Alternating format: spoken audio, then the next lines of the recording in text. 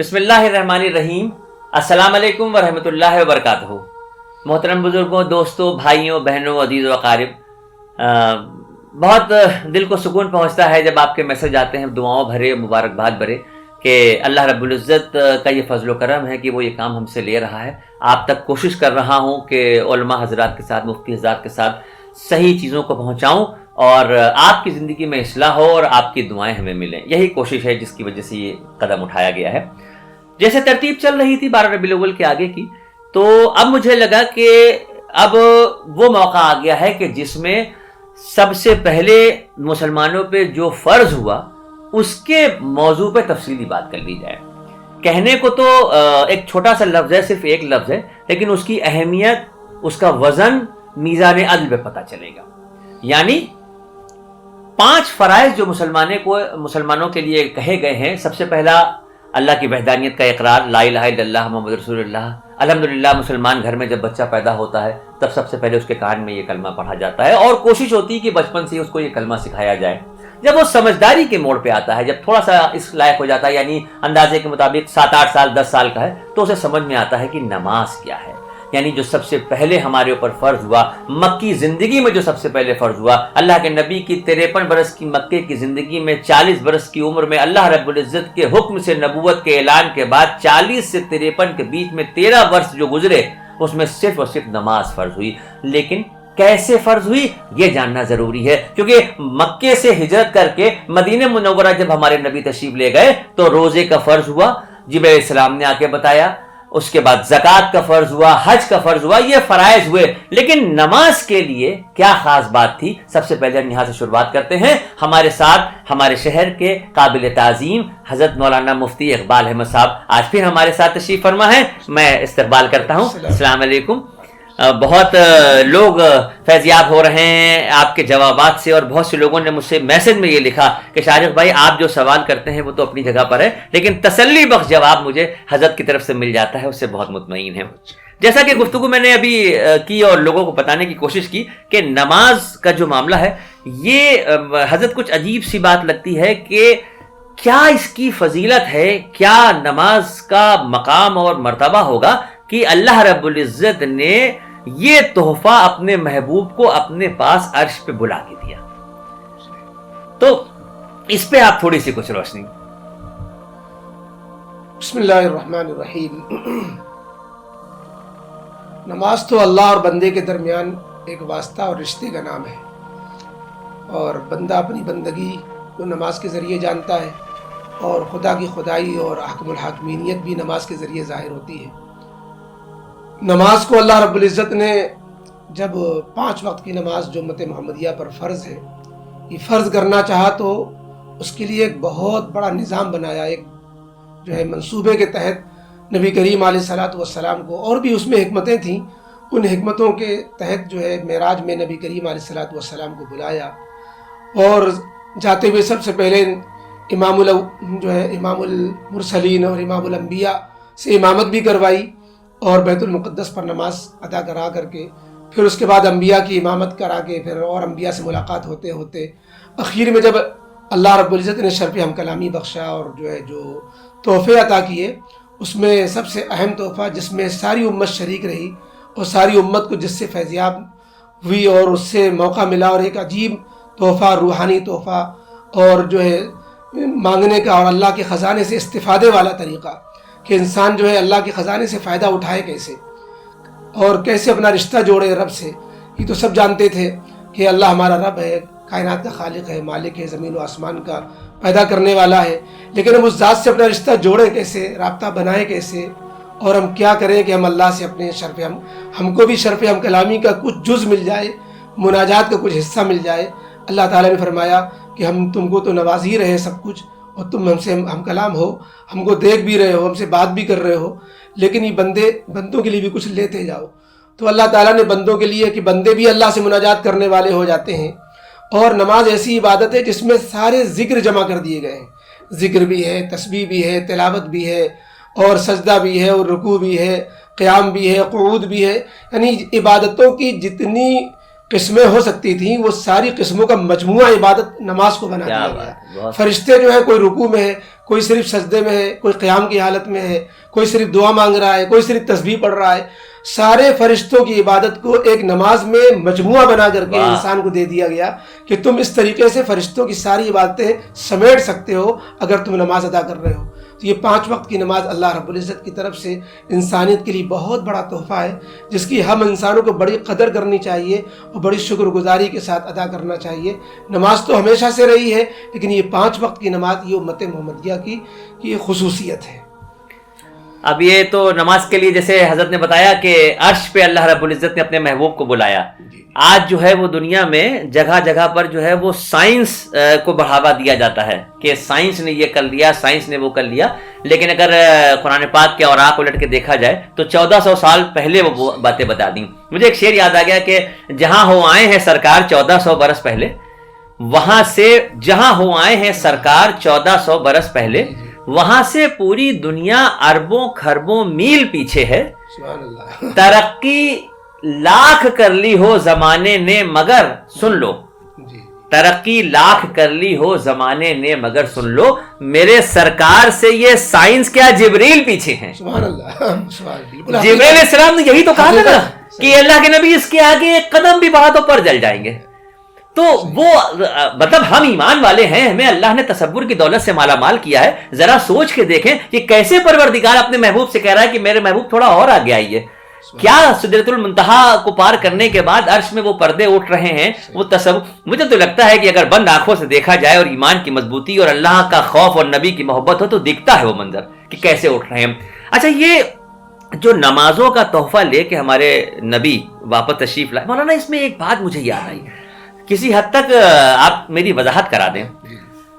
میں نے اپنے بچپن میں دیکھا اور کتابوں میں پڑھا، بزرگوں سے سنا کہ پرانے زمانے میں جو لوگ تھے وہ کسی بھی اچھے کام کی شروعات سے پہلے 2 رکعت نفل پڑھتے تھے۔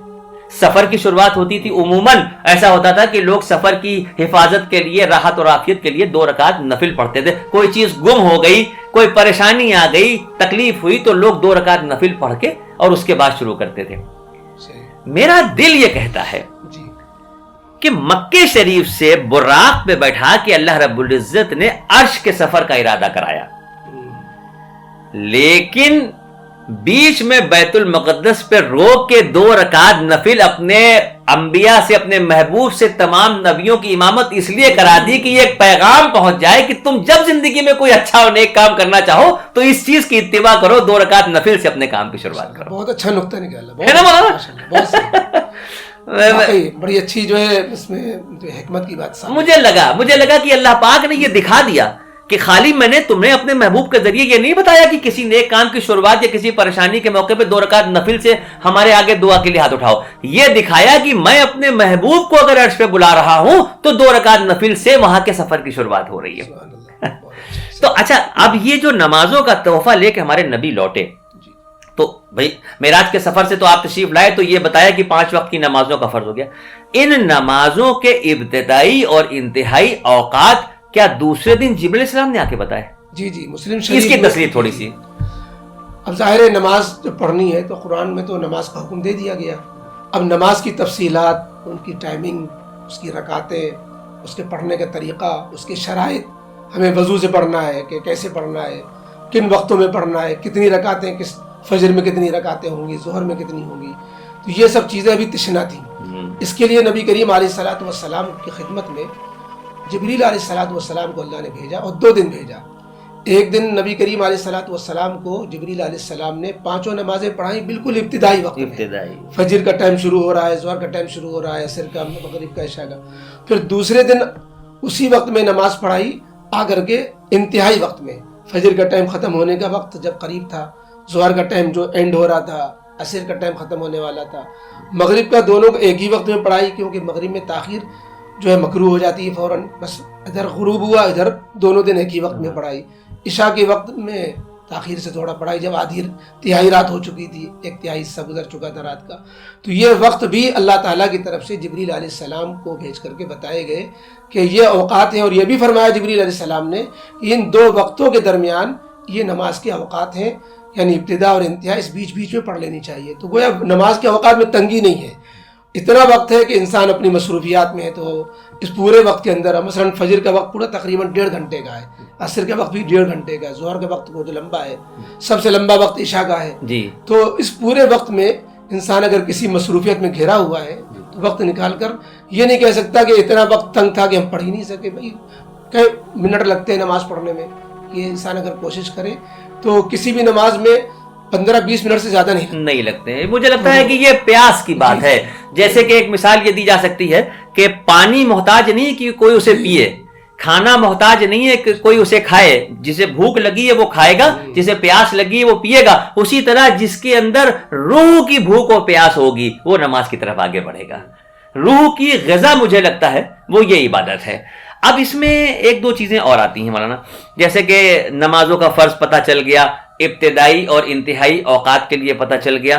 اب یہاں پر یہ بات آتی ہے کہ جو نماز ہم مجبوری کے تحت کسی بھی وجہ سے مسجد پہنچ کے امام کے ساتھ نہ پڑھ سکے اور اس کو ہم نے گھر پہ پڑھ لیا یا دفتر میں پڑھ لیا، تو کیا اس کی قبولیت میں کوئی شک ہے؟ عموماً آج کل بہت سے ویڈیو ایسے یوٹیوب پہ دیکھنے کو مل رہے ہیں جس میں علماء حضرات نے یہ جملہ بھی کہا کہ بہت سے علماءوں کے درمیان تو یہ کہا گیا ہے کہ ان کی نماز ہی نہیں ہوتی جو گھر پہ پڑھ لیتے ہیں. اور تو یہ چیز کہیں نہ کہیں دل میں وسوسے پیدا کر رہی ہے. اس پہ تھوڑی سی آپ.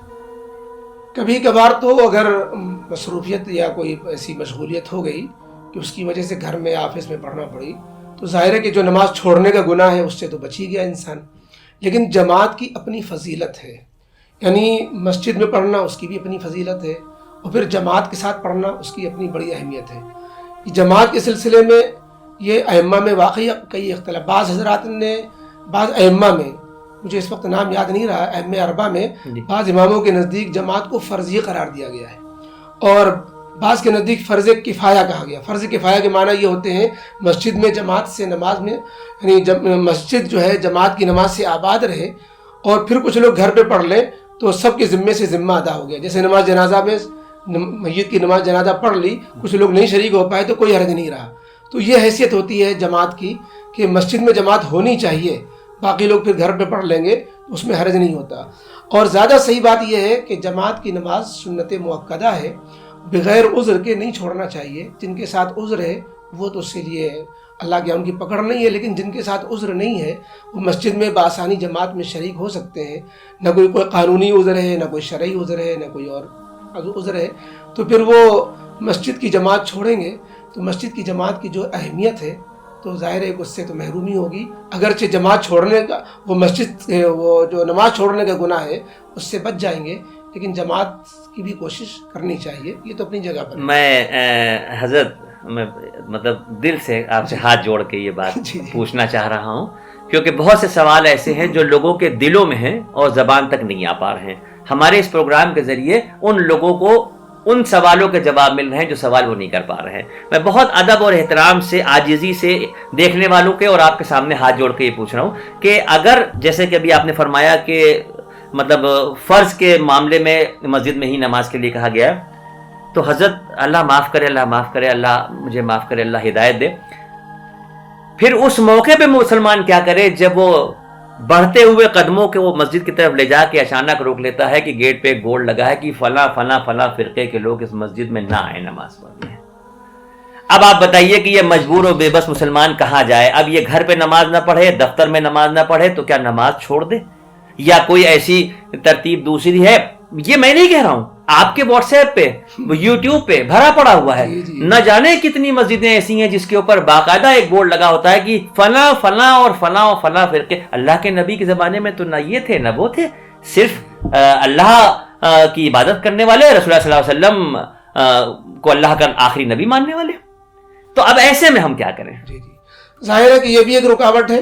مسجد میں جماعت سے نماز پڑھنے کی جو اہمیت ہے اس کو پانے کے لیے جو رکاوٹیں ہیں، اگر ایسی رکاوٹ کھڑی ہوئی ہے کہ ہم جا رہے ہیں تو ہم کو چیک کیا جا رہا ہے کہ آپ حنفی مسلک کے ہیں، کہ آپ اہل حدیث ہیں، کہ آپ دیوبندی ہیں، کہ آپ بریلوی ہیں، کہ آپ شیعہ ہیں، اس کی وجہ سے ہم کو جو ہے مسجد میں داخلہ اور انٹری نہیں ہو پا رہی ہے، اس کی وجہ سے ہم مسجد چھوڑ کر اپنے گھر پہ پڑھتے ہیں، آفس میں پڑھتے ہیں، تو ظاہر ہے کہ اللہ رب العزت نے جو ہے ہمیں یہ تو کہا نہیں کہ تمہاری نماز ہوگی ہی نہیں مسجد کے بغیر، بلکہ ایسا بھی وقت آیا موسیٰ علیہ السلام کے زمانے میں کہ اللہ تعالیٰ کی طرف سے یہ وحی آئی وَجْعَلُوا بُيُوتَكُمْ قِبْلَةً، اپنے گھروں کو ہی قبلہ بنا لو. اور ابھی اللہ تعالیٰ نے ہم سب کو دکھلا دیا لاک ڈاؤن میں کہ ہم مسجد میں جانے کے پوزیشن ہی میں نہیں تھے، مسجدوں میں تالے پڑے ہوئے تھے، یا جو ہے تحدید تھی کہ 5 آدمی سے زیادہ پڑھ ہی نہیں سکتے. تو ایسی صورت میں ظاہر ہے کہ ہم مسجد کے ثواب سے محروم نہیں کہلائیں گے، کیونکہ ہم معذور کہلائیں گے. محروم جب ہوتے جب جو ہے ہم قادر ہوتے ہوئے اور رکاوٹ کے بغیر اور بغیر کسی جو ہے پریشانی کے مسجد میں پڑھنے کی پوزیشن میں ہوتے. یہاں تو ہمارے قدم رکے ہوئے ہیں، تو اس لیے جو ہے چاہے انسانوں کی طرف سے وہ قدم روک دیے گئے یا بیماری کی وجہ سے یا کوئی آسمانی آفت کی وجہ سے، بہرحال ہم نماز تو کسی حال میں نہ چھوڑیں. اور مسجد میں جانے میں کوئی رکاوٹ ہے تو اپنے گھروں پہ پڑھنے میں کوئی حرج نہیں ہے، آفس میں پڑھنے میں کوئی حرج نہیں ہے. وہ روکنے والے گنہگار ہوں گے، رکنے والا گنہگار نہیں ہوگا. وہ جو بھی آپ نے فرمایا کہ موسیٰ علیہ السلام کے زمانے میں وہی آئی کہ اپنے گھروں کو قبلہ بنا لو، جی جی تو اس کی مجھے ایک تاریخ ملتی ہے کہ موسیٰ علیہ السلام جب مصر سے ارض موعودہ کے لیے چلے ہیں تو یہ وہی آئی تھی کہ راستے میں تابوت سکینہ کو جس سمت رکھنا اس رخ منہ کر کے نماز پڑھنا. اور تابوت سکینہ بنی اسرائیل کے خاندان کے بزرگوں کی نشانیوں کا ایک لکڑی کا صندوق تھا، اس کو جس چٹان پہ رکھ کے نماز پڑھی گئی تھی مسجد اقصیٰ کی وہاں پہ تعمیر ہوئی. تو ظاہر سی بات ہے کہ یہ بات میں نے اس لیے کہی کہ اگر اتنی زیادہ سہولیتیں ہم کو دی گئی ہیں نماز پڑھنے کے لیے تو پھر یہ اتنی بندشوں کی دیواریں کیوں کھڑی کی جا رہی ہیں؟ بندشوں کی دیواریں جو لوگ کھڑی کر رہے ہیں، یہ اب ایک عجیب سی بات ہے، ایک بڑی عجیب سی بات سننے کو ملتی ہے، اور عموماً یہ سننے کو ملتا ہے کہ ارے ایک صاحب ہیں وہ 60-70 سالوں سے نماز پڑھ رہے ہیں لیکن ان کی کوئی بھی نماز قبول نہیں ہوئی اس لیے کہ ان کے رکوع اور سجدے جو ہیں وہ درست نہیں ہیں. یہاں پر میں ایک بات پوچھنا چاہتا ہوں، کیونکہ میں جو سوال کر رہا ہوں وہ اپنے لیے نہیں کر رہا ہوں، جو لوگ دیکھ رہے ہیں. اگر یہ بات کہی گئی ہے کہ بندہ جب گناہ کر لیتا ہے، مکمل گناہ کر لیتا ہے، اس وقت بھی اللہ رب العزت الٹے ہاتھ کے فرشتے سے کہتے ہیں کہ ٹھہر جاؤ، شاید یہ توبہ کر لے، ابھی اس کا گناہ نہ لکھو. اور نیت جب کسی چیز کی وہ کرتا ہے کہ میں یہ نیک کام کرنے جا رہا ہوں تو اس کو حکم ہے کہ لکھ لو. جیسے میں نے ارادہ کیا کہ انشاءاللہ اس بار حج کروں گا اور نہیں پہنچ سکے تو یہاں نیکی ہماری لکھ لی گئی.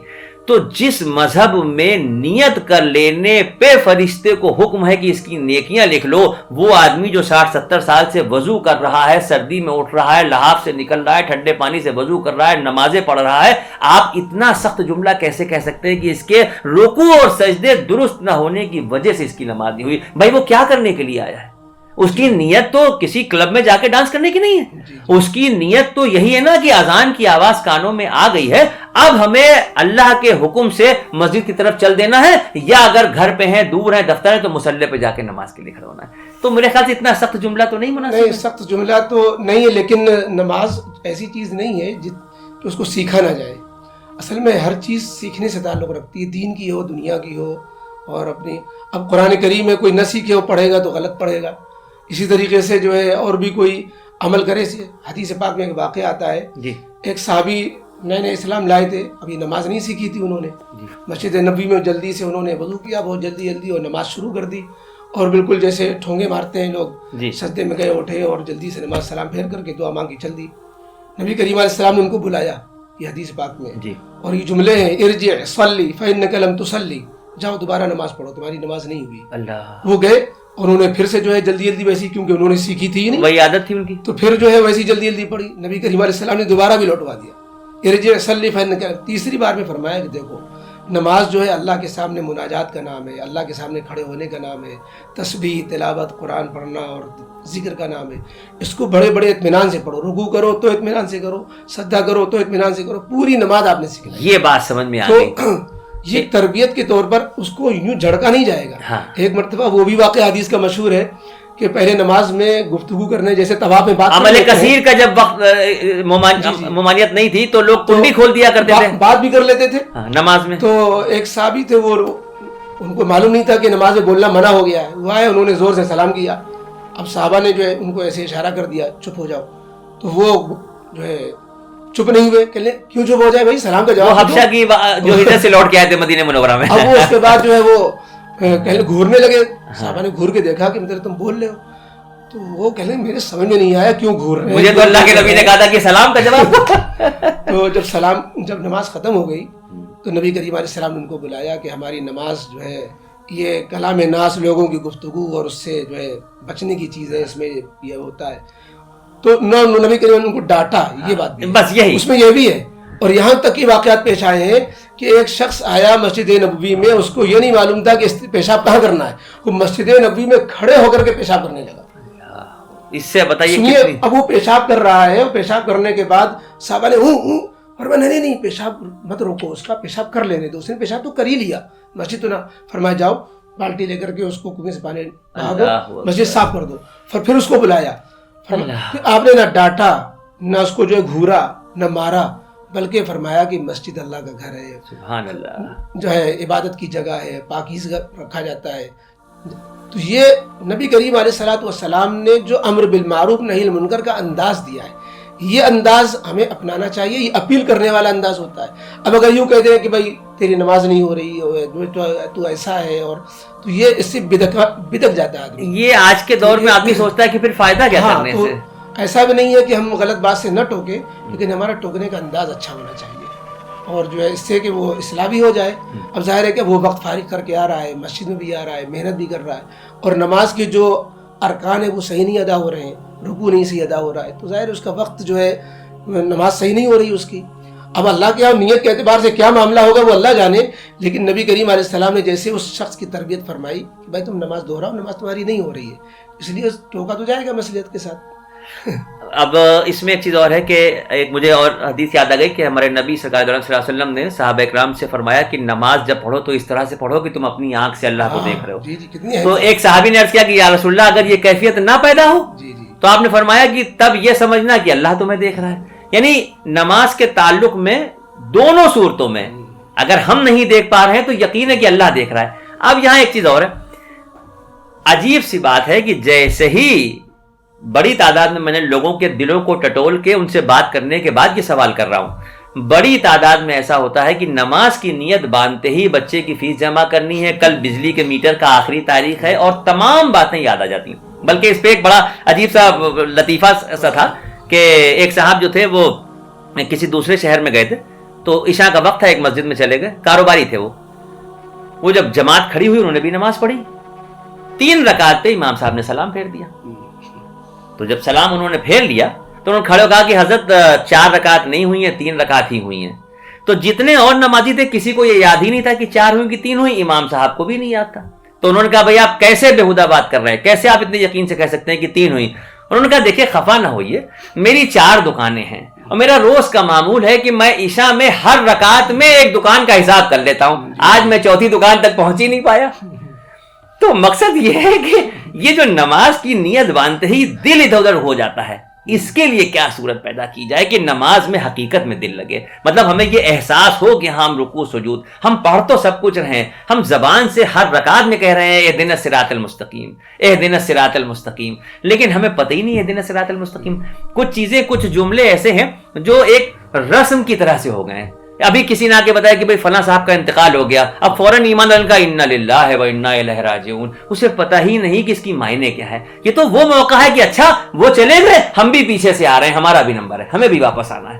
تو مجھے لگتا ہے کہ کچھ ایسا اگر ہو کہ جس سے نماز میں دل لگنے لگے تو پھر اس کی لذت کا پتہ چلے گا. ہاں, اس کے لیے جو ہے بڑوں نے یہ تدبیر بتائی ہے. جی, ایک تو یہ کہ بالکل عین ٹائم پر ہانپتے کانپتے مسجد میں پہنچے اور جلدی شامل ہو گئے, تو یہ یکسوئی نہیں ہو پاتی. کچھ وقت پہلے سے جانا چاہیے. اسی لیے حکمتیں لکھی ہے جو نماز سے پہلے کی سنتیں ہیں وہ اسی لیے رکھی, وہ اسی لیے کہ تاکہ سنتوں کے ذریعے انسان اللہ کے دربار میں حاضری کی تیاری کر لے. چونکہ وہ دربار عام ہے جس میں فرض کو جماعت کے ساتھ ادا کیا جاتا ہے, اللہ سے اجتماعی دربار ہوتا ہے وہ. تو اس کے لیے اپنے کو لائق بنانے کے لیے وضو بھی اسی لیے رکھا گیا ہے. اسی لیے بزرگوں نے کہا ہے کہ وضو مخلوق سے کٹنے اور نماز اللہ سے جڑنے کا. کیا بات ہے, سبحان اللہ. تو وضو کے ذریعے مخلوق سے کٹتا ہے, اور پھر نماز کے ذریعے اللہ سے جڑتا ہے. سبحان اللہ. تو اس کے لیے اگر خیالات خود سے پھر بھی آ رہے ہیں, وسوسے آ رہے ہیں اور ادھر ادھر ذہن بھٹک رہا ہے, تو خیالات آنے میں تو اللہ کی پکڑ ہے ہی نہیں, خیالات لانے میں ہے, یا خیالات جو آ گئے اس کو جمانے میں ہے. تو خیالات نہ لانا ہے نہ جمانا ہے. اگر آ گیا ہے تو اس کو جھٹک دے, اور اس کے لیے کرنا یہ چاہیے کہ ہم جو کچھ پڑھ رہے ہیں اگر اس کے معنی معلوم ہو جائیں تو سبحان اللہ, لیکن یہ مشکل ہوگا کہ ہم قرآن کریم کی معنی عربی وغیرہ سیکھیں, تو اس کے لیے ٹائم درکار ہے. اگر معنی نہیں بھی معلوم ہے تو یہ کوشش کرنی چاہیے کہ ہم اس کے آگے کیا جملہ آ رہا ہے, اس کے آگے کیا آیت آ رہی ہے, یہ سوچ سوچ کر کے ہم دھیرے دھیرے ذہن اسی میں لگا رہے, ذہن اس میں لگے گا. کیا خوبصورت بات کہی, واہ واہ واہ, الرحمن سبحان اللہ سبحان اللہ. پھر مالک یوم الدین آنے والا ہے, تو اگلی آیت کو سوچ سوچ کر نہ مانے پتہ ہو لیکن اس کی کڑی جڑی رہے ہم سے, تو اس سے بھی مدد ملتی ہے. اور آخر میں توبہ استغفار تو ہے ہی ہے کہ بھائی جو کوتاہی ہوگی, اللہ نماز ہم جیسی پڑھنی چاہیے ہم نہیں پڑھ سکے, اللہ معاف کرے. نماز کا موضوع ہمارے حساب سے کافی لمبا ہے اور مجھے لگتا ہے کہ بہت لمبے لمبے اگر بیان ہو جاتے ہیں تو لوگ نہیں دیکھ پاتے ہیں, تو یہاں پر ہم اس بات کو تشنا چھوڑتے ہیں اس یقین کے ساتھ کہ انشاءاللہ اس بیان کو سننے کے بعد آپ نے جو اصلاحی باتیں بتائی ہیں انہیں سننے کے بعد لوگوں کے تاثرات بھی سامنے آئیں گے اور کچھ اور نئی چیزیں سامنے آئیں گی. تو انشاءاللہ ہم بہت جلد آپ کو پھر زحمت دیں گے کہ اسی نماز کے موضوع پہ بہت سے جو اشکال ہیں ابھی دل میں ان کو سامنے رکھا جائے اور اس سے لوگوں کی اصلاح کرائی جائے. میں بہت شکر گزار ہوں دل کی گہرائیوں سے, جزاک اللہ خیر. بہت شکریہ آپ سبھی کے دیکھنے والوں کا, آپ کی دعاؤں کا طلبگار ہوں, آپ کی محبتوں کا شکر گزار ہوں. انشاءاللہ جلد اگلے ایپیسوڈ میں پھر آپ سے ملاقات ہوگی. اگر آپ ثواب کی نیت سے چاہیں تو اس کو شیئر کر سکتے ہیں, لائک کر سکتے ہیں تاکہ دوسرے لوگوں تک پہنچے. ظاہر سی بات ہے کہ یہ کڑی سے کڑی آگے بڑھے گی, لوگوں کی اصلاح ہوگی, آپ گھر بیٹھے ثواب کے حقدار ہوں گے. بہت شکریہ, السلام علیکم.